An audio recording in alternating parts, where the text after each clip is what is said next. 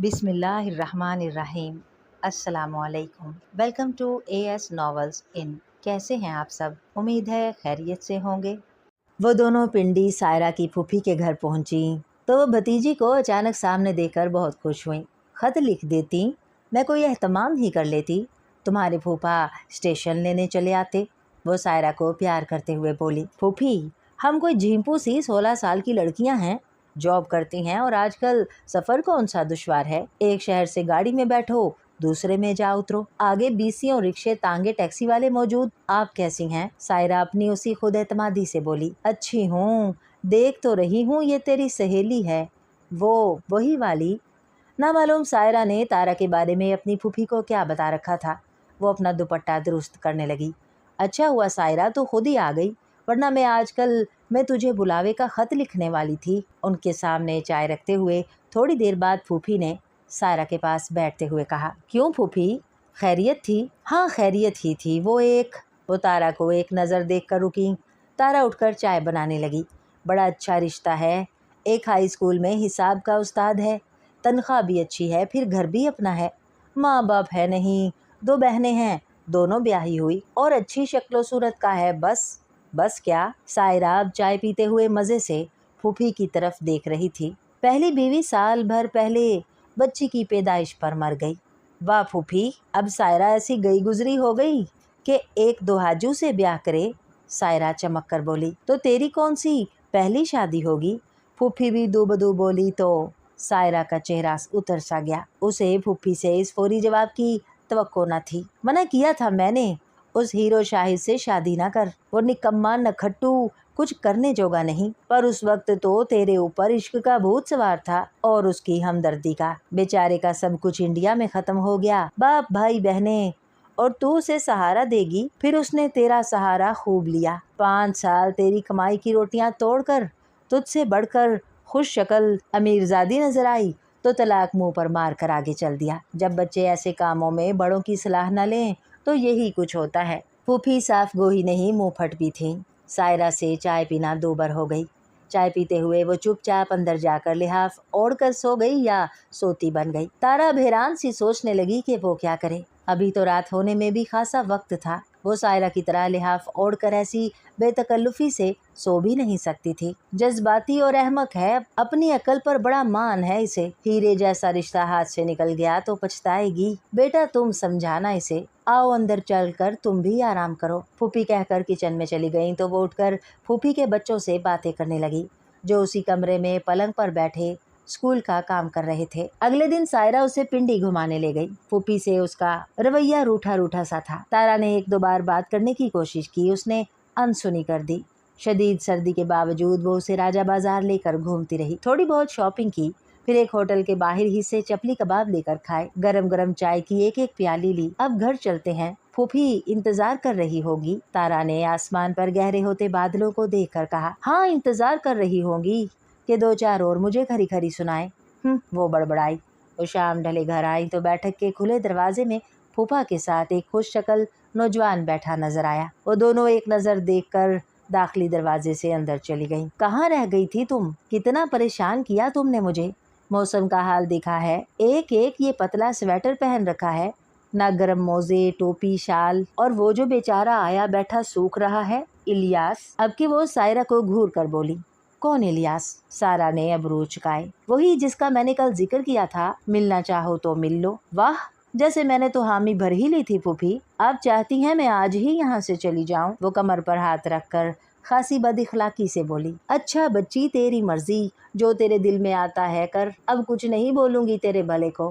मैं बाज आई, तूने कभी बड़ों की बात सुनी है जो अब सुनेगी? मैं ही पागल हूँ। वो बड़बड़ाते हुए अंदर चली गई। मरी में स्नोफॉल हो रही है तारा, सुबह हम मरी चलेंगे, कल शाम तक वापस आ जाएंगे, क्या ख्याल है? रात ठंडे लिहाफ में घुसते ही सायरा ने नया हुक्म सुनाया तो तारा सर्दी से बचते दांतों को भींच कर रह गई कि अभी स्नोफॉल की कसर बाकी है। सुबह 9 बजे फूफा उन दोनों को पीर बधाई के अड्डे पर मरी जाने वाली वैगन में बिठा गए। सायरा ने अभी तक फूफी से ठीक तरह बात नहीं की थी और उसे अपने रवैये पर गलती का एहसास भी नहीं था। तारा के लिए ये सायरा का बिल्कुल नया रूप था, वरना वो तो बहुत नरम मुलायम गुफ्तगू करने वाली और दूसरों के दर्द पर तड़प जाने वाली थी, जैसे वो उस रात तारा के लिए उस मदहोश बदमस्त गैंडे के सामने तन गई थी, जिसके बंगले से तारा नीम बरहना हालत में भागकर सड़क पर सायरा से लिपटी थी। वो स्याह रात तारा के हाफजे के सबसे खौफनाक हिस्से में आज भी अपनी पूरी जुजियात के साथ जिंदा थी। वो बदमस्त हाथी जिसे सब शाजी कहते थे, उसे कैंप से बड़ी इज्जत के साथ अपने दफ्तर में जाब दिलाने के लिए लाया था और उसे रिहाइश दिलाने की खातिर उस बंगले का सर्वेंट क्वार्टर दिखाने के बहाने अंदर ले गया था। और जब बंद कमरे में उसके घटिया अजाइम उसके मुअज़्ज़ज़ चेहरे के नकाब के नीचे से बरामद हुए तो एक पल को तारा के हवास उसका साथ छोड़ गए थे। वो तो समझती थी वो भेड़ियों की कछार से निकलकर अपने वतन की महफूज बाइज्जत चार दीवारी की पनाह में आ गई है और यहाँ इज्जत के मुहाफिज ही भेड़िए बने हुए थे। जिस वक्त वो शराब के नशे में धुत अधूरे लिबास में उसकी तरफ लपका, उस वक्त उसके होश ठिकाने आए थे। खिड़की का शीशा उसने शराब की बोतल मारकर तोड़ा था और टूटे शीशे की किरचियों से खुद को लहूलुहान करती वो वहां से भागी तो नाइट ड्यूटी के दौरान किसी जरूरी काम से बाहर निकली सायरा से जा टकराई थी, जो इस खौफनाक रात से लेकर आज तक उसका हिसार बनी हुई थी। उफ, किस कदर खूबसूरत चढ़ाई है, देखो तो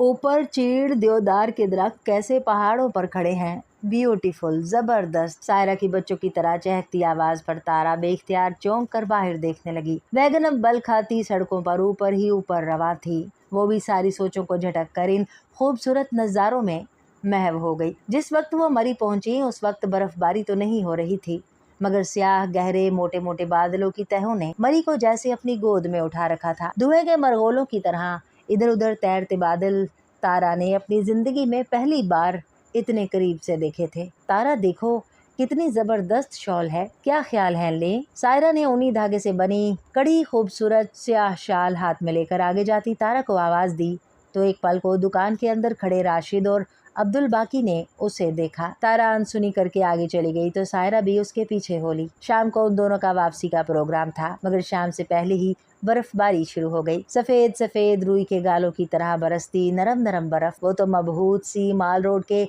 शेड के नीचे खड़ी देखती रह गई। अब तो वापसी नामुमकिन थी। दोनों ने एक सस्ते से होटल का कमरा रात के लिए बुक करा लिया। चलो अच्छा है, बंदा मरी आए तो कम से कम एक रात तो रुके, वो भी ऐसी फंटास्टिक बर्फबारी को देखने के लिए। सायरा ने कमरे में टहलते हुए कहा, यूं भी हम कमाते किस लिए हैं, साल बाद एक ऐसा तफरीही टूर होना चाहिए, क्या ख्याल है। हाँ, अच्छा ख्याल है। तारा खुली खिड़की से बर्फ पर नजरें जमा कर बोली, क्या बात है, तुम चुप चुप क्यों हो, क्या इधर आकर खुश नहीं हुई। नहीं, ये बात नहीं, फिर क्या बात है। वो उसके पास जाकर खड़ी हो गई। सायरा, क्या तुम्हारा रवैया अपनी फूफो के साथ मुनासिब है। वो तुम्हारी बड़ी हैं और तुम खुशकिस्मत हो जो तुम्हारा कोई बड़ा मौजूद है और तुम्हारी भलाई का सोच रहा है। मुझे देखो, ना जाने कहां से उसकी आंखों में ढेरों ढेर आंसू उमड़ आए। पगली, इतनी सी बात पर रोने लगी। तुम्हारी बड़ी मैं जो हूँ, तुम्हारा अच्छा बुरा सोचने वाली, खबरदार जो तुम रोई। वो उसे प्यार से गले लगाते हुए बोली, मैं इसलिए तो फूफी से नाराज नहीं। यार देखो, भला टीचर क्या मुझे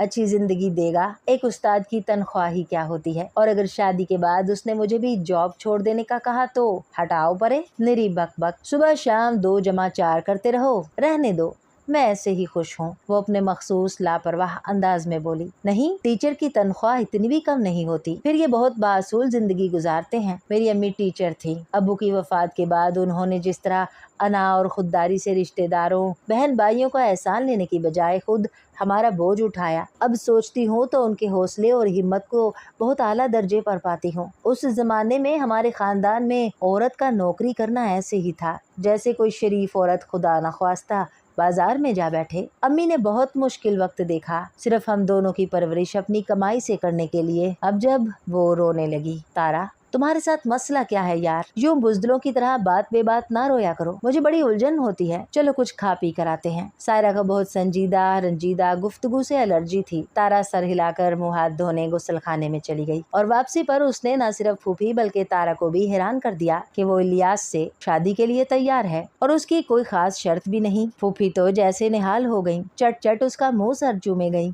कैसी खुश होगी तेरी माँ बाप की रूहें, आज अल्लाह तुझे ढेरों खुशियां दे मेरी बच्ची। सायरा की हाँ ने जहाँ तारा को खुश किया वहाँ उसके अंदर ढेर सारी उदासियां और वसवसे भी विराजमान हो गए। अब तुम अपना ट्रांसफर पिंडी करा लेना, बल्कि मैं तो कहती हूँ तुम भी कोई मुनासिब सा रिश्ता देखकर इस जॉब पर 2 हरफ भेजो और शादी कर लो। मैं जल्द ही तुम्हारे लिए कोई ना कोई ऐसा रिश्ता ढूंढ भी लूंगी, देखना तुम। सायरा खुश थी। इसका अंदाजा तारा को उसके खिले खिले चेहरे को देखकर हो रहा था। अभी मुझे लाहौर में ही रहने दो, देखती हूँ अकेले कैसे बहादुरी से हर तरह के हालात का मुकाबला करती हूँ। जो जरा घबराई या कमजोर पड़ी तो मेरी पहली पनाहगाह पिंडी ही होगा। वो सायरा को तसल्ली देने वाले अंदाज में बोली तो उसने भी इसरार नहीं किया। फूफी तो जैसे हथेली पर सरसों जमा रही थी। 3 दिन बाद सादगी से निकाह के साथ ही रुखसती कर दी गई। फूफी ने इमरजेंसी में सायरा के 2 नए बड़े खूबसूरत रेडीमेड सूट खरीदे थे, एक नाजुक सा लॉकेट सेट और इलियास की अंगूठी। फूफी, मेरे पास बैंक में रकम मौजूद है, आप मुझे मोहलत दें, मैं जाकर वो रकम निकलवा आऊं और 1 माह की छुट्टी के लिए भी दरख्वास्त दे आऊं। सायरा शायद फूफी को दोबारा खफा नहीं करना चाहती थी, इसलिए नरम लहजे में कह रही थी, या शायद वो भी इलियास जैसा रिश्ता जरा सी ताखीर के बाइस गंवाना नहीं चाह रही थी, क्योंकि फूफी ने बताया था कि उसकी दोनों शादीशुदा बहनें इसी महीने इलियास का निकाह कहीं न कहीं कर देंगी, क्योंकि बच्ची की वजह से दोनों को आए दिन अपने ससुराल से आना पड़ता था, जिससे उनके घरों में रोज लड़ाई झगड़े होते थे। इलियास का घर अच्छा भी था और बड़ा भी, बल्कि उसने ऊपर के 2 कमरे किराए पर भी दे रखे थे। यूं बज़ाहिर सायरा को जॉब करने की जरूरत नजर नहीं आती थी, मगर फिर भी वो इतनी पुरानी सरकारी नौकरी यूं ही भी नहीं गंवाना चाह रही थी। शायद वो शादी के बाद इलियास की मर्जी के बाद कोई फैसला करना चाह रही थी। बहरहाल निकाह के साथ ही रुखसती भी थी और अगले दिन वलीमा भी। वलीमे पे सायरा ने सबज रंग की खूबसूरत वेलवेट की कामदार कश्मीरी घेरदार पशवाज पहनी थी और पहले दिन की निस्बत बहुत खूबसूरत लग रही थी। कैसे हैं हमारे दूल्हा भाई? तारा ने उसके कान में सरगोशी करते हुए कहा। तुम सही कहती थी कि टीचर्स बड़े डिसिप्लिन्ड होते हैं, वो जुमाइनी लहजे में बोली तो तारा को हंसी आ गई। इलियास की साल भर की बच्ची भी बहुत प्यारी थी, जिसे सायरा ने बखुशी कबूल कर लिया था। तारा की आज आखिरी छुट्टी थी और उसे वापस पहुंचना था। उसके दिल में उदासियां भंवर सा डाल रही थी। वो सायरा के साथ कितनी खुश आई थी और अब इतने लंबे सफर पे उसे अकेले ही वापस जाना था। जिंदगी का सफर भी तो अकेले ही काट रही हूँ, तो ये सफर क्या मायने रखता है। स्टेशन पर पहुंचकर उसने खुद को तसल्ली दी। सायरा अपने शोहर और बच्ची के साथ उसे स्टेशन छोड़ने आई थी। उसका चमकता दमकता खुश चेहरा देखकर तारा अपनी उदासी भूल गई। देखो, अब जाते ही अपने तबादले की कोशिश करना पिंडी के लिए। मेरी छुट्टी की दरख्वास्त भी दे देना, मैं अगले हफ्ते चक्कर लगाऊंगी। और देखो, रोना बिल्कुल भी नहीं। बहादुर बनकर हर मुश्किल के सामने तन जाना है। डरे हुए को हर कोई डराता है और बहादुर से हर कोई डरता है। कोई तुम्हें मुंह में डालकर यूं ही निगल नहीं सकता। ख्वाजा जैसे एक नहीं बहुत आएंगे तुम्हारे रास्ते में। उनकी बेबाकी और खबासत का जवाब तुम्हारी खुद एतमादी होगा, समझी? और खुद को कभी अकेला ना समझना। मैं हर घड़ी तुम्हारे लिए दुआगू रहूंगी और तुम्हारे लिए जल्द से जल्द अच्छा सबर भी ढूंढ लूंगी। जिस तरह तुम्हारे कहने पर मैंने फूफी की बात मानी है, उन्हें अपना बड़ा जानकर ऐसी मौज तुम्हें भी मेरी बात मानना होगी, बड़ा समझकर। वो गाड़ी चलने तक उसे बच्चों की तरह समझाती रही थी और वो मुस्कुरा मुस्कुरा कर सर हिलाती रही। गाड़ी के स्पीड पकड़ते ही हाथ हिलाती सायरा उससे दूर होती चली गई और वो सीट से पुश्त टिकाकर आने वाले दिनों का नक्शा सायरा की हमराही के बगैर तराशने की कोशिश करने लगी। मैं लाहौर वापस जाने के लिए तैयार होकर राशिद के साथ बाहर निकला तो उसकी दोनों छोटी बहनें बाहर से उछलती कूदती अंदर आ रही थीं। उन्होंने हाथों में रंग बिरंगे ढेर सारे छोटे छोटे कपड़े पकड़ रखे थे। अरे ये क्या है तुम दोनों के हाथों में? राशिद ने दरवाजे की तरफ जाते हुए उनसे पूछा। भाईजान भूल गए, आज हमारी गुड़िया की शादी है, उसी के कपड़े हैं और संदूक में रखने जा रहे हैं। शादी में हमें नहीं बुलाना क्या? मैंने मासूम बनकर पूछा। गुड़िया की शादी में बच्चे शामिल होते हैं, बड़े नहीं। वो बड़ेपन से जवाब देकर अंदर चली गई तो हम दोनों मुस्कुराते हुए बाहर निकल आए। यार, अब मेरी शादी में ज़रूर आना है तुमने, मैं खुद कार्ड देने आऊँगा। और जो तुम्हें अब्बा जी और अम्मा ने कहा है कि अपने बारे में सोचो, वो बिल्कुल सही कह रहे हैं। अब तुम्हें नई ज़िंदगी शुरू करने के बारे में संजीदगी से सोचना चाहिए। राशिद मुझे गाड़ी में बिठाकर बोला तो मैंने यूं ही सर हिला दिया। तुम कब लाहौर आओगे? इंशाल्लाह जल्द ही। गाड़ी चल पड़ी थी। वो नीचे उतर गया। जाकर खैरियत का ख़त ज़रूर लिखना, वो उतरते उतरते बोला तो मैंने सर हिलाकर अलविदाई हाथ लहराया। गाड़ी सुस्त रफ्तारी से चलती हुई अब स्पीड पकड़ रही थी। मैं सीट से सर टकाकर गहरी सोचों में गुम हो गया। भाई, मैंने गुड़िया की शादी करनी है और अम्मा नहीं करने दे रही। आज शादी है, मैंने अपनी सब सहेलियों को भी बुला रखा है, क्या करूं? मैं जैसे ही घर में दाखिल हुआ 14 साला मासूम सुरैया रुहासी अंदाज में कहती हुई मेरे पीछे आ गई। क्यों अम्मा, क्यों नहीं करने दे रही शादी? मैंने अपनी किताबें सामने पड़ी मेज़ पर रखी। वो कहती हैं ये गुनाह है, गुड़िया गुड्डे बुत बनाने के बराबर है, क़यामत वाले दिन उनमें जान डालनी पड़ेगी। अब मैं क्या करूं? वो सचमुच रो देने को थी। शादी कब है? मैंने उसकी रोनी सूरत देखकर खासी बुर्दबारी से पूछा। आज दोपहर में पूजा के गुड्डे के साथ। तो अम्मा जब के लूले के लिए लेटती हैं तुम ऊपर छत वाले बड़े कमरे में जाकर शादी कर लेना। अगर अम्मा उठ भी गईं तो मैं उन्हें समझा दूंगा। और शादी में खाने पीने को दावत के लिए कुछ भी नहीं? वो चमक कर बोली तो मैं हंस पड़ा। अच्छा, मिठाई कचौरियाँ जो तुम कहोगी ला दूंगा। फिर अभी ला दें, ताहरा भी आने वाली है। मैं उसके साथ मिलकर सब सामान, गुड़िया का जहेज और खाने के लिए प्लेटें गिलास ऊपर ले जाऊंगी। तो क्या मुझे शादी में मदऊ नहीं करोगी? ताहरा की आमद का सुनकर मैंने फ़ौरन कहा। गुड़िया की शादी में बच्चे शामिल होते हैं, बड़े नहीं। वो मुझे समझा कर बोली और मैं सामान देने के बहाने बार बार छत पर जाता रहा। नीचे अम्मा बोलती रहीं और मैं सिर्फ ताहिरा की एक झलक देखने के लिए बार बार 40 सीढ़ियाँ 2 मंजिलों की चढ़ता उतरता रहा। गुड़िया, आज तो लगता है तुम्हारे भाई की टांगों के पेच ढीले पड़ जाएंगे। ताहिरा चौथी बार मुझे ऊपर आते देखकर हंसी। पेचों का क्या है, कसवाए भी जा सकते हैं। ये देखो आंखों में कितनी रोशनी भर रही है। ये कोई ताहिरा की सहेली थी जिसने मेरे सुर्ख पड़ते चेहरे को देखकर बिल्कुल सही कहा था। अम्मा के मुसलसल बोलने और डांटने के बावजूद मैंने सुरैया की खुशी की खातिर उसकी गुड़िया की शादी बखैर आफियत करवा दी। भाई, खाला जान तो आई नहीं, हम ताहिरा को घर छोड़ाएं? गुड़िया की रुखसती के बाद रोई रोई आंखों के साथ सुरैया ने कहा। तो जैसे मेरे मन की मुराद पूरी हो गई। कंपनी बाग की तरफ से होकर जाएंगे। ताहिरा ने चलते वक्त बुलंद आवाज़ में कहा था कि मैं भी सुन लूँ। आजकल बहार अपने अरूज पर थी और कंपनी बाग में खुशबूदार फूलों और फलों के कंज लदे खड़े थे। उनकी खुशबू और रसीली मिठास महक कई कोस दूर से हवास को मुअत्तर करती थी। तुम्हारे पर्चे कैसे हुए? कंपनी बाग की रविश पर चलते हुए मैंने ताहिरा से पूछा। उसने उन्हीं दिनों मिडल का इम्तिहान दिया था। बहुत अच्छे, बहुत शानदार। वो हस्बे मामूल अपने पर्चों से मुतमईन थी। तो कुछ दिन आकर हमारी तरफ रह जाती। खाला जान से मैं इजाज़त ले लूँगा, मैंने मल्तजी लहजे में कहा। ओहो जी, जैसी आपकी खाला जान आपका कहा मान ही जाती। उसने मुट्ठी में भरे मोतिया के फूल मेरी तरफ उछाल कर कहा। क्यों नहीं मानती भला? मैं बिगड़कर उसके पास होकर बोला। आप भोले हैं ना आपकी खाला जान। अब कि उसकी आवाज़ नाशपाती से लदे पेड़ की तरह भारी और बोझल सी थी और निगाहें पलकों की झालर तरह छुप गई थी। इसमें भोलपन की क्या बात है? हम दोनों बचपन के साथी भी तो हैं। भूल गई? मैं उसके और करीब होकर बोला। इसी कंपनी बाग में पेड़ों के पीछे लुकन छुपन का खेल मैं कब भूली हूँ और भूल सकती भी नहीं। उसके चेहरे पर शाम के सुरमई अंधेरों में कोसे कज़ाक के रंग उतर रहे थे। अब चले ना, सुरैया क्या कहेगी? फिज़ा की गंभीरता को ताहिरा की सरगोशी ने तोड़ा था। सुरैया को सब पता है। मैं बेसाख्ता उसके स्याह रेशमी बालों की आबशार को ज़रा सा छू कर बोला। अभी साल भर पहले तो उसके भूरे भूरे बाल शानों तक थे और अब जैसे सावन की घटा बने थे। क्या? उसने स्याह भंवरा सी हिरासा नज़रों से मुझे देखा। अच्छा चलो चलते हैं, देर हो रही है। मैंने एक गहरा सांस लेकर महकती खुशबुओं को अपने अंदर उतारा। खाला महमूदा हस्बे आदत बहुत तपाक से मिली। अब मैं तुम दोनों को रात का खाना खाए बगैर नहीं जाने दूंगी, वो इसरार से बोली। अब नहीं खाला जान, आपको मालूम है आजकल हालात कैसे हो रहे हैं। अम्मा की ताकीद थी कि रात गहरी होने से पहले वापस आ जाना। बस अब हमें इजाज़त दें। आपकी अमानत, कीमती अमानत बाहिफाजत पहुंचाने आए थे।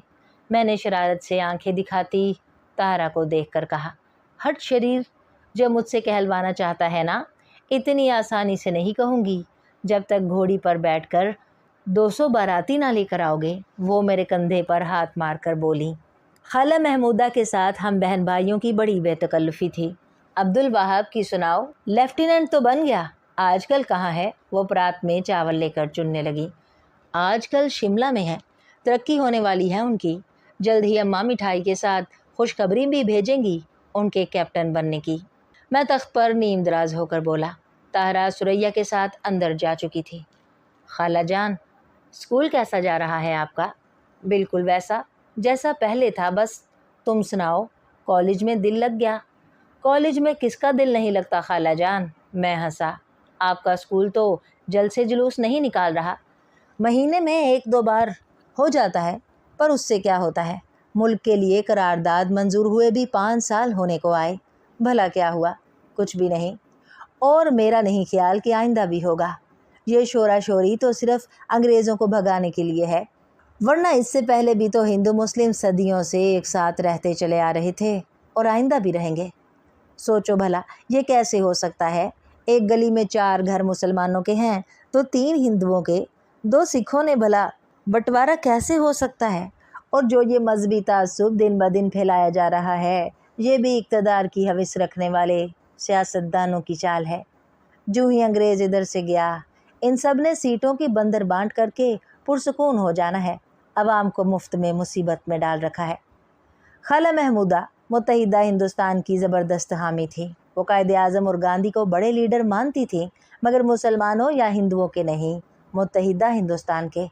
उनके ख़्याल में ये गलत फहमियाँ अंग्रेज़ों के जाते ही रफ़ा हो जाएंगी और जगह जगह फूट पड़ने वाले फसादात इन गोरों के जाते ही सर्द पड़ जाएंगे और हिंदू मुसलमान फिर से पहले की तरह पुरअमन बकाए बाहमी की खातिर मुत्तहिद हो जाएंगे।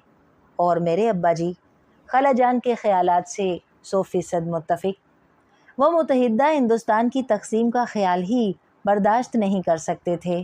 कुजा तक़सीम और उनके ये ख़यालात उनके बचपन के लंगोटिए यार मदन लाल की दोस्ती की वजह से ज़्यादा परवान चढ़े थे। बचपन से लेकर जवानी तक, और अब उधेड़ उम्री के दिनों में दोनों यकजान दो कालिब थे। जवानी में दोनों को फिल्मों में काम करने का शौक चुराया था। जब बम्बई की फिल्म इंडस्ट्री अपने कदम जमा रही थी, दोनों घर से इकट्ठे भाग गए थे। 8 माह तक वहाँ धक्के खाने और प्रोड्यूसरों, फिल्म मेकरों के पीछे भाग भाग कर और मुसलसल फाके कर करके जब दोनों आजिज़ आ गए तो घर वापस आ गए और सबके कदमों में गिरकर माफ़ी मांग ली। इस तरह एक साथ भागने से और मुसलसल 8 माह इकट्ठे रहने से दोनों की दोस्ती और भी मजबूत हो गई थी। ये अलग बात कि अब्बा जी की शादी अम्मा जैसी कट्टर मजहबी ख्यालात रखने वाली औरत से होने के बाद इस दोस्ती की राह में अक्सर रोड़े अटकने लगते, जिन्हें अब्बा जी बड़े प्यार और नरमी से बाद में ज़िद और हट दर्मी से हटाते रहे। अरे भला ये मुए काफिर भी कभी किसी के दोस्त हुए हैं? अब्दुल वहाब के अब्बा मुसलमान का खैर ख्वाह सिर्फ मुसलमान हो सकता है। ये हिंदू अंदर से मुसलमानों के लिए कितना जहर रखते हैं, खुदा न करे आपको कभी इसका सामना करना पड़े। सुबह सुबह चाटी की लस्सी का मक्खन बुलोते अम्मा की एक ही नसीहत हुआ करती थी, और साथ साथ वो हम्द ख्वानी या नात ख्वानी भी करती रहती। बड़ा बुरा दिन था मेरी ज़िंदगी का जब एक मौलवी की बेटी से उकद किया था। तंग नज़र, तंग जहन, इन्हें थुड़दिलों की वजह से तो इन अंग्रेज़ों को शह मिली है और हिंदुस्तान की ग़ुलामी का दौर इतना तवील हुआ है। अब्बा हुक्का गुड़गुड़ाते हुए अम्मा की सुने बगैर अपनी कहे जाते, और सद शुक्र हम तीनों बहन भाइयों पर ना तो अपने ख्यालात ठूंसते थे और ना हम पर इसका असर था। सुरैया तो अभी छोटी थी। अब्दुल वहाब वैसे ही फ़ौज में जाने से अच्छे खासे आज़ाद ख्याल हो चुके थे। रह गया मैं तो इन दिनों मुझे ताहिरा, पढ़ाई और अनीस की दोस्ती के सिवा और किसी बात की परवाह ही नहीं थी। उस शाम अब्बा जी भी खाला महमूदा की तरफ चले आए। फिर तो दोनों के दरमियान जो गुफ्तगू का सिलसिला चला, खाना भी हमें रात के ही नसीब हो सका। और जब रात के 11 बजे हम अपनी गली में दाखिल हुए तो चाचा मदन लाल तहमत पर बुनियान पहने गली में टहल रहा था। चलो आज तो अब्बा जी का घर जाना नामुमकिन ही समझो, मैंने सुरैया के कान में सरगोशी की। और आपका भी, वो मुँह बनाकर बोली। तो मैंने बेसाख्ता उसकी नज़रों के ताक़ुब में देखा। अनीस मुझे अपने घर की ड्योढ़ी में खड़ा इशारे से पास बुलाता नज़र आया। और सुनाओ यार मदन लाल, कैसे हालात हैं? सुना है मुस्लिम लीग का मुतालबा ज़ोर पकड़ता जा रहा है, कायदे आज़म अपनी ज़िद पर अड़े हुए हैं। अब्बा जी हस्बे तवक्को मदन लाल के पास रुके हुए थे। उनकी ज़िद की ऐसी की तैसी, अरे हिंदुस्तान कोई रोटी है जिसे आधा आधा सारे बांट लेंगे? और हम क्या मर गए हैं? ऐसा करने वालों को नेस्तो नाबूद कर देंगे। हाँ। मदन लाल का स्याह चेहरा लाल भभूका हो गया और छोटी छोटी आंखों से चिंगारियां सी निकलने लगी।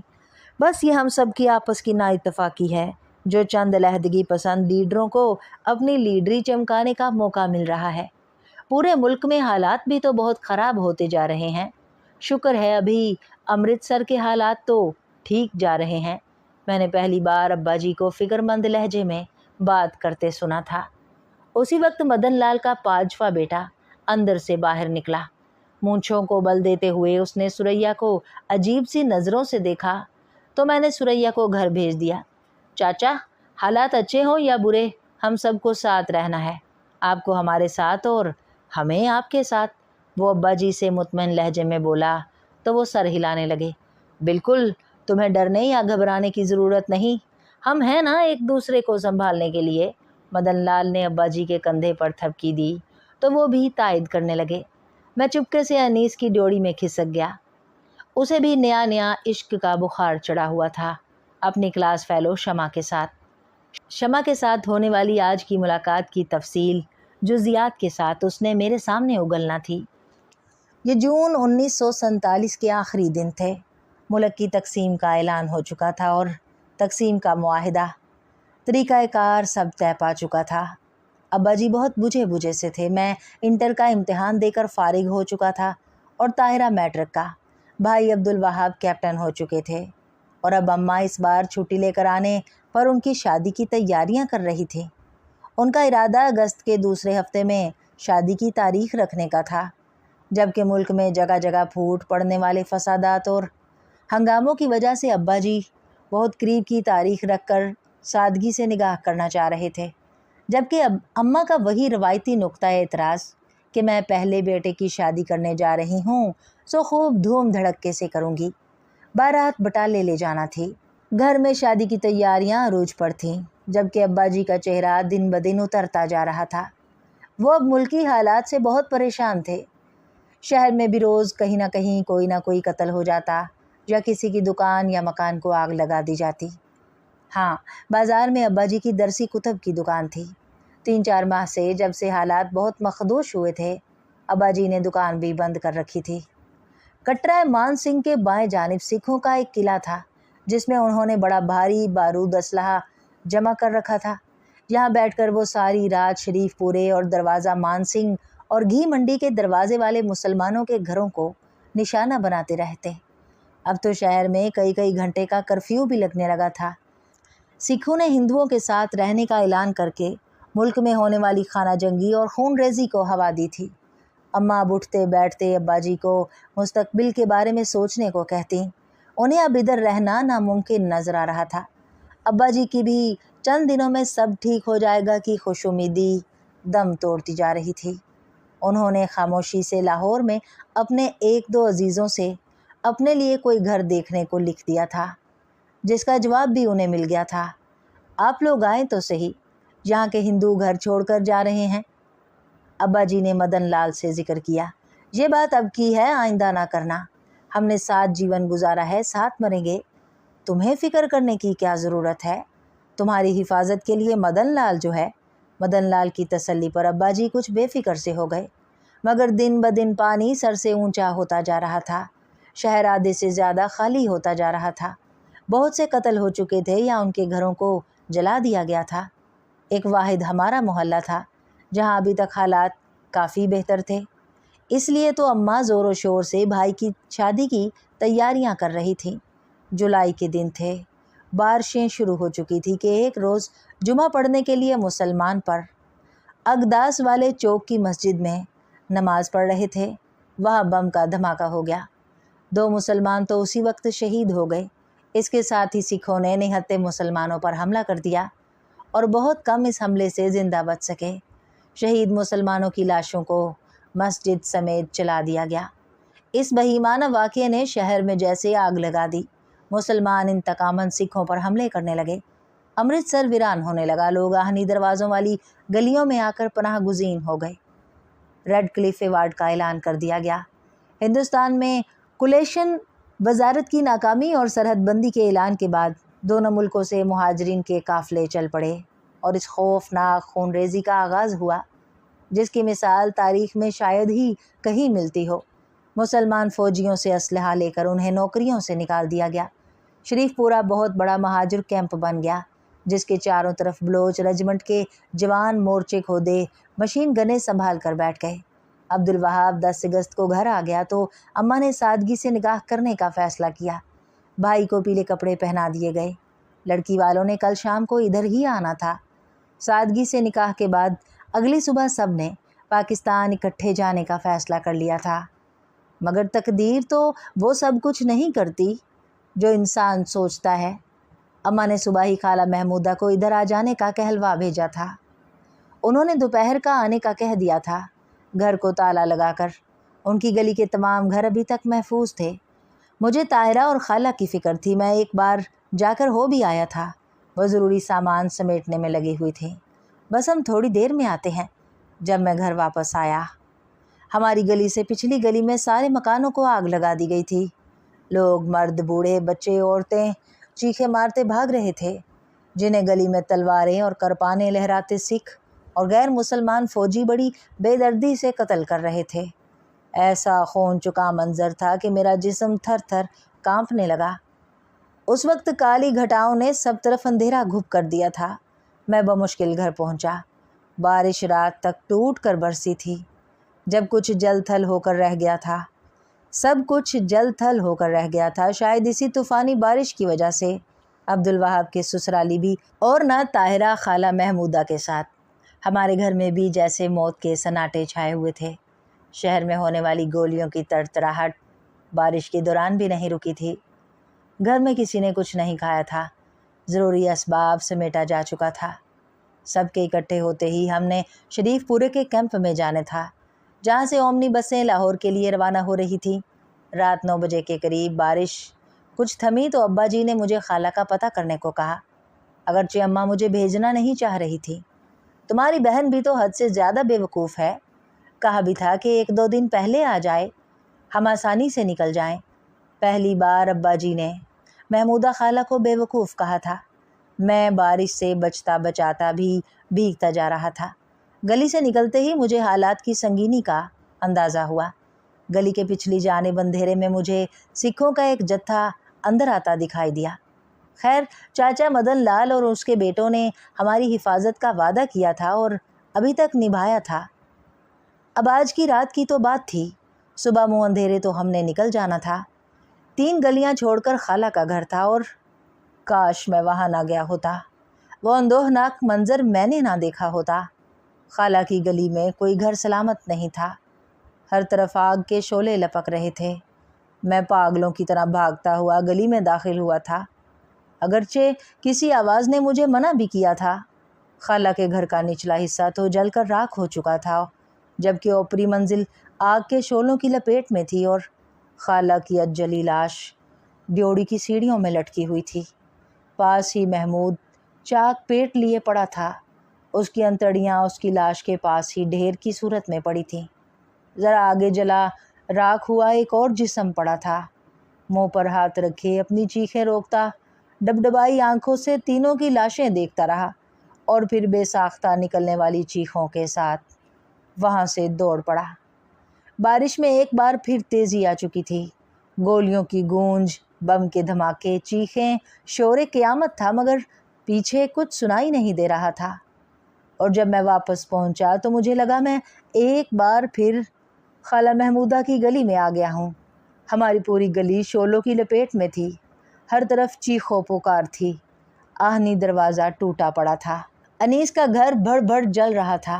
मैं चीखता हुआ अपने जलते घर में दाखिल हुआ। अब्दुल वहाब पीले जोड़े में अपने खून से सुर्ख गुलाब उगाए, कमर में खंजर घोंपे ड्योड़ी में औंधा पड़ा आखिरी सांसें ले चुका था। उसके चंद कदमों पर सुरैया खुली आंखों और कटे गले के साथ पड़ी हिंदुओं की शकावत बता रही थी। अब्बा जी, अम्मा, मेरे मुंह से मुसलसल चीखें निकल रही थीं। सामने बरसती बारिश में बरामदे के किनारे अम्मा बड़े सुकून से बाजू नीचे को लटकाए पुरसुकून नींद सो रही थी और सहन के बीचों बीच अब्बा जी अपना कटा फटा जिस्म लिए आखिरी सांसें ले रहे थे।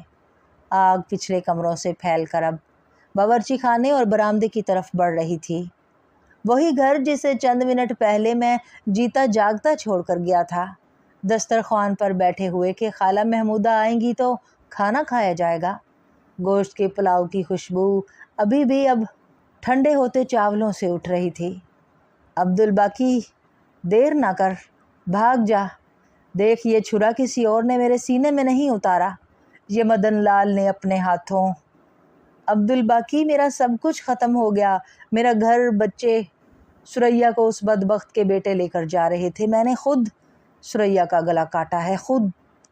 अब्बा जी सीने में पेवस्त छुरे को मजबूती से पकड़े बमुश्किल कह रहे थे। आसमान से बरसती बारिश से उनके गिर्द खून की नहर सी बह रही थी। तू बचा है अब्दुल बाकी, मेरी नस्ल को बचा लेना। पाकिस्तान, आह पाकिस्तान, जिसकी मैं मुखालफत करता रहा, उस पाक सरजमीन को मेरा सलाम कहना। उस पाक वतन के लोगों को बताना कि हम जैसे नाशुक्रों और आँख के अंधों ने अभी अपनी जानें इसकी पाकी पर वार कर दी। उनसे कहना उस अनमोल कीमती मट्टी की कदर करना, ये रब्बी तोहफ़ा है उनके लिए, और जिसके लिए इतनी जानें कटी हैं वो कभी मिट नहीं सकता और कोई उसको मिटा नहीं सकता। इसे अल्लाह ने बनाया है जो सबसे ताकतवर। शैतानी कुव्वतें जितनी भी तवाना होंगी, अल्लाह की ताकत से बढ़कर नहीं। बस अपनी कुव्वत ईमानी को मजबूत रखना। जाओ अब्दुल बाकी, ख़ुद को बचा लो, जाओ। आखिरी अल्फाज उन्होंने पूरी कुव्वत से चीख कर अदा की और फ़िज़ा में उनका हाथ उठा, धड़ाम से गिरा और वो खुले लबों और आँखों के साथ हमेशा के लिए चुप हो गए। मैं उनके सीने पर गिरकर अपनी चीखें रोकने की कोशिश कर रहा था। आग अब चारों तरफ फैल रही थी। नहीं नहीं, मैं अपने माँ बाप की लाशों को जलने नहीं दूंगा। नहीं, न जाने कैसा ताकतवर ख्याल था जिसने मेरे जिस्म में बिजली सी भर दी। मैं उन चारों को घसीटता हुआ उस जलते आशियाने से बाहर ले आया। बरसती बारिश उनकी लाशों को आखिरी गुसल दे रही थी। हमारी गली के दूसरे सिरे से आगे फुटबॉल का ग्राउंड था, जहाँ चंद दिन पहले बलोच रेजिमेंट ने मोर्चे खोदे थे। अब वहाँ कोई भी नहीं था। मैं उन चारों की लाशों को एक एक करके उन मोर्चों तक लाया और बड़े इज़्ज़त व एहतराम के साथ उन्हें एक ही मोर्चे में ऊपर तले लिटा दिया। घर की ड्योढ़ी के साथ छोटी सी परछती थी, जहाँ छोटे मोटे औजार पड़े रहते थे। मैं जलती आग से गुजर कर वहाँ से एक कदाल ले आया और उस मोर्चे को मट्टी से भर दिया। मैं कीचड़ और मट्टी में लथपथ हो चुका था। कीचड़ में लुथड़े हाथों के साथ मैंने उनके लिए दुआए फातिहा की और फिर बेजान जिस्म के साथ अब्बा जी की आखिरी वसीयत पूरी करने के लिए ख़ुद को बचाता काफ़िलों के साथ पैदल, बैलगाड़ी में, ट्रेन में सफ़र करता बिलाखिर वाहगा से आगे एक कैंप में पहुंच गया। मेरा जिस्म ज़ख़म था और बुखार में फूंक रहा था। इसके बावजूद मैंने उस मट्टी पर सजदा रेज़ होकर उसे अब्बा जी का आखिरी सलाम पेश किया था। उसके बाद मुझे कुछ होश नहीं। ये राशिद और उसके अब्बा जी थे जो मुझे ज़िंदगी की तरफ लाए। दोनों अपनी रज़ाकाराना खिदमत से मुझ जैसे न जाने कितने नाउमीदों को नई ज़िंदगी की नवीद दिला रहे थे। वहीं मुझे अनीस और उसके अब्बा जी भी मिल गए। उनके घर के बाकी लोग भी शहीद हो गए थे। अनीस के अब्बा जी ने मुझे अपने सीने से लगाकर अब्बा जी का सा प्यार दिया। उन्होंने निस्बत रोड पर एक घर अलाट कराया था और अनीस के अब्बा जी ने अनीस को मरते दम तक मुझे अपने साथ रखने की वसीयत की थी और अनीस अभी तक इस वसीयत को बड़ी खंदा पेशानी से निभा रहा था। बस मेरा दिल ही इन खोनाशाम यादों को नहीं भूल पा रहा था। ट्रेन रुकी तो मुझे पता चला लाहौर आ चुका है। मैं खुद को संभालता नीचे उतर आया। वो दो रातें जब भी वो आंखें बंद करके कुछ सोचना चाहती, छम से उसकी नज़रों में आ समाती। खाला अम्मा के घर से कई बार बुलावा आ चुका था और अम्मी मुझे दिल के साथ बहुत सुस्ती से ज़रूरी कीमती सामान इकट्ठा कर रही थी। बार बार सब काम छोड़कर रोने बैठ जाती। मरे हुए शोहर का घर हमेशा के लिए छोड़ देने का ख्याल ही उनके लिए सुहाने रूह था। वो घर तो ताहिरा को भी जान से प्यारा था। गोल गोल पत्थर के सतूनों वाला हवेली नुमा घर, जिसके पुख्ता फर्शों पर जैसे किसी ने शतरंज की बिसात बिछा दी हो। रंगदार शीशों वाले ठंडे ठंडे रोशनदान, बड़े बड़े दालान, कीमती लकड़ी का खूबसूरत फर्नीचर, मगर जिस तरह के हालात सब तरफ थे और जैसी खून रेजी हो रही थी, इससे पहले कि ये खूबसूरत घर उनका मकबरा बने, उन्हें ये घर छोड़ देना चाहिए था। अम्मी की सुस्ती ने दोपहर कर दी और फिर बारिश भी शुरू हो गई। बारिश भी ऐसी जैसे आज ही बरसेगी। 2 घर छोड़कर उसकी सहेली शीतल कुमारी का घर था। वो अम्मी से कहकर शाम ढले जब कुछ बारिश थमी तो शीतल से मिलने चल दी। कितने में अम्मी कमरों को और घर को ताले डाल रही थी। सिर्फ 2 मिनट कहने का निकली थी। शीतल उसके जाने का सुनकर रोने लगी। दोनों सहेलियां गले लगकर रोते हुए अलविदाई फ़िक्रे कह रही थी जब साथ वालों की रज़िया ताहिरा के लिए उसकी अम्मी का पैगाम लेकर आई थी। जल्दी आओ, हम जा रहे हैं, तुम चलो, मैं आ रही हूँ, उसने अपनी आंखें रगड़ते हुए कहा। शीतल की माता भी उसे प्यार करते हुए रोने लगी। 3 मिनट बाद वो घर पहुंची, मगर वो घर कब रहा था? उसकी माँ और भाई का शमशान घाट बन चुका था। दोनों की लाशें अजली भीगी पड़ी थीं और गली में हर घर जैसे एक तंदूर बना दहक रहा था। वो चीखती हुई माँ की लाश से लिपट गई। पूरी गली में घोड़ों पर राम की जय, कालिदास की जय के नारे लगाते हिंदू सिख मट्टी के तेल के गैलन घरों पर उंडेलते हुए आग लगाते फिर रहे थे। वो अगर भागना भी चाहती तो भाग नहीं सकती थी और भागने का तो ख्याल भी उसके दहशतज़दा जहन में नहीं आया था। वो तो बस अपनी प्यारी माँ के साथ लिपट कर ही मर जाना चाहती थी कि पीछे से आहनी हाथों ने उसे दबोचा और घोड़े पर डालकर घोड़े को एड़ लगा दी। उसकी चीखें सारे में गूंज रही थी, मगर बरसती गूंगी बारिश की तरह इर्द गिर्द मौजूद अगर कोई शख्स सुन भी रहा था तो बहरा बन गया था। उसे अपनी बसारतों पर शायद नज़ा के आलम तक यकीन ना आता। उसके लिबास को तार तार करने वाला कोई और नहीं, चाचा मदन लाल और उसके वहशी दरिंदों जैसे बेटे थे, जिन्होंने इस वहशत के आलम में भी उसके साथ ऐसा बर्बरियत भरा सलूक किया कि उसका जिंदा बच जाना ही किसी मौजज़े से कम नहीं था।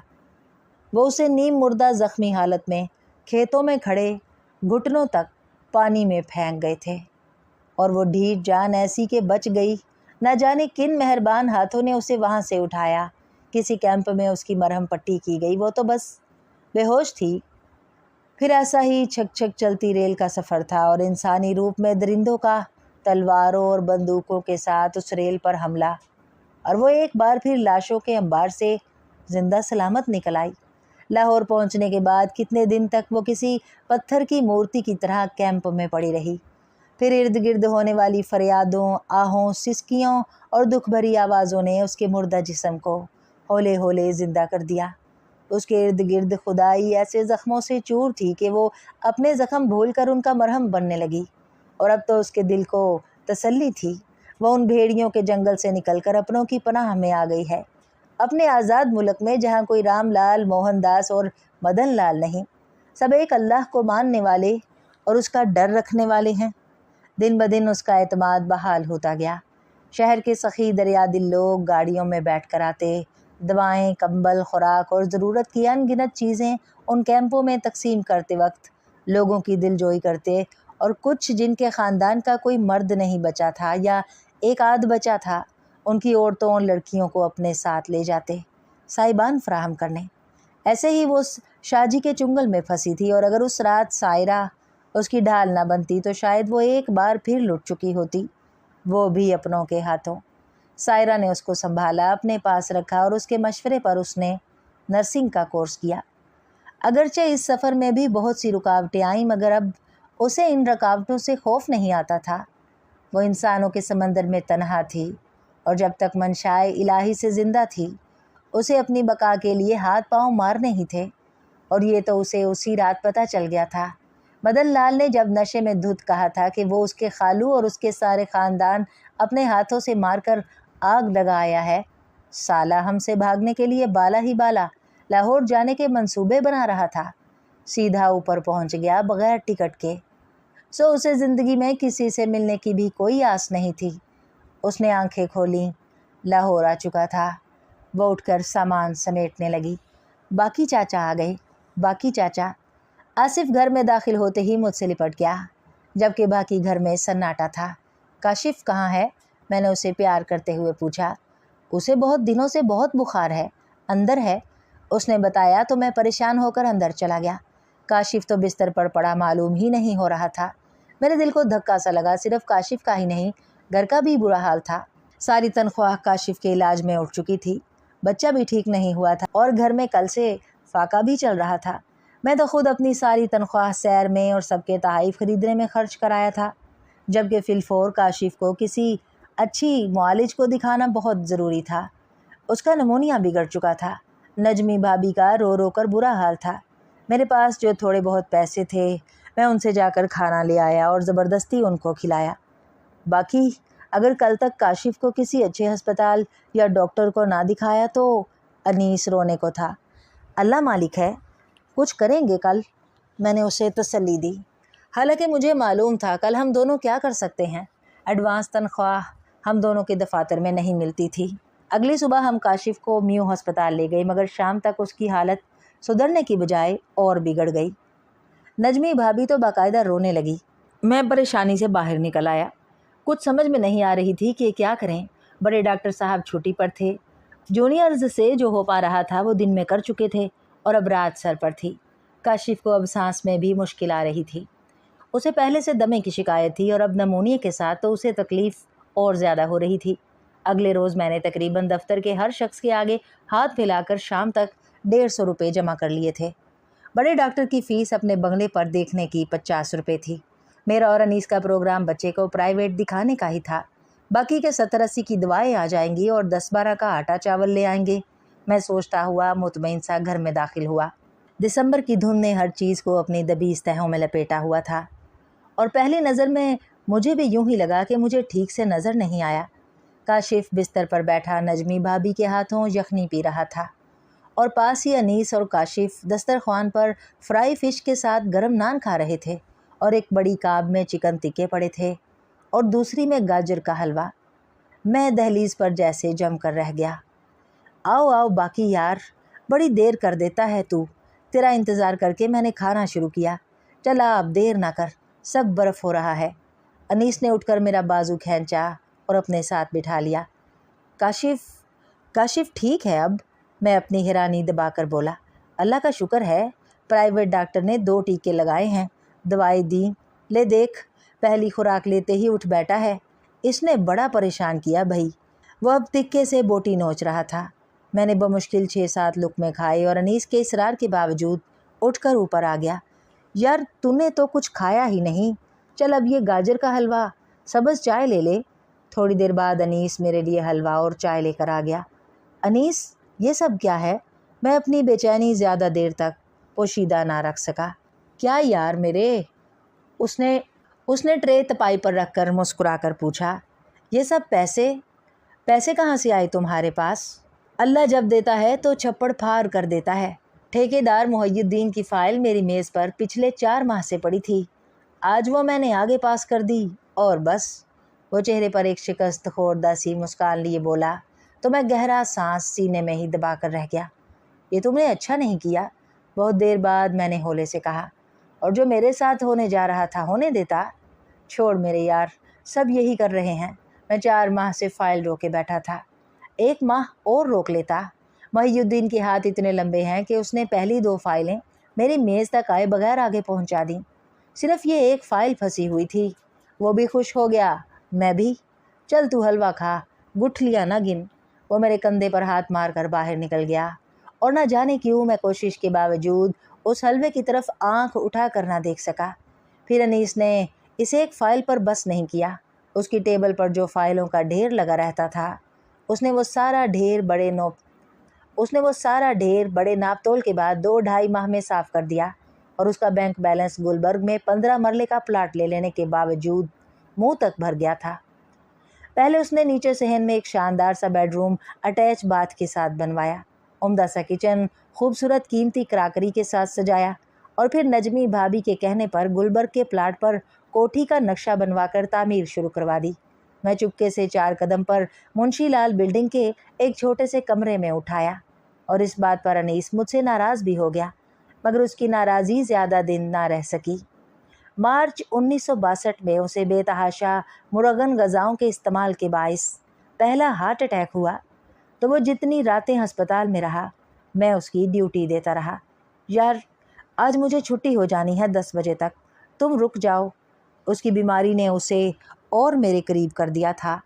سال بھر پہلے وہ اپنی نئی کوٹھی میں شفٹ ہو چکا تھا۔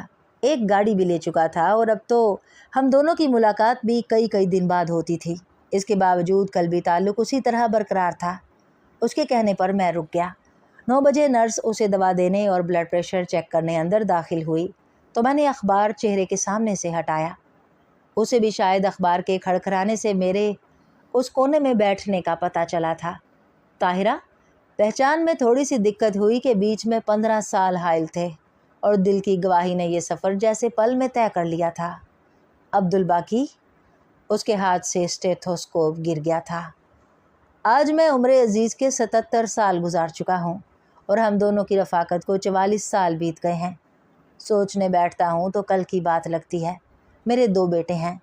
वलीद अब्दुल बाकी बड़ा बेटा, उसको कर्नल का रैंक मिला है और नैब की 6 माह के लिए खसूसी चेयरमैनशिप भी। मेरा दूसरा बेटा एटॉमिक एनर्जी के बेहतरीन दिमागों में से एक है। उसका रिसर्च वर्क इस इदारे की साख में दिन ब दिन इजाफा कर रहा है। मुझे अपने दोनों बेटों पर फ़ख्र है। मैंने सारी ज़िंदगी नमक बनने की कोशिश की। राशिद के अब्बा जी की बात मेरे दिल में बैठ गई थी। मैं तादाद से ज़्यादा तासीर का कायल हूँ। मैंने सारी ज़िंदगी कोशिश की कि अपने हाथ साफ़ रखूँ। बेशक मैं अपने इर्द गिर्द होने वाली करप्शन और बदउनवानी को नहीं रोक सकता, मगर मैंने उसका हिस्सा बनने की भी कभी कोशिश नहीं की। सारी सर्विस के दौरान मैं महज 3 मरले का एक छोटा सा घर बना सका था।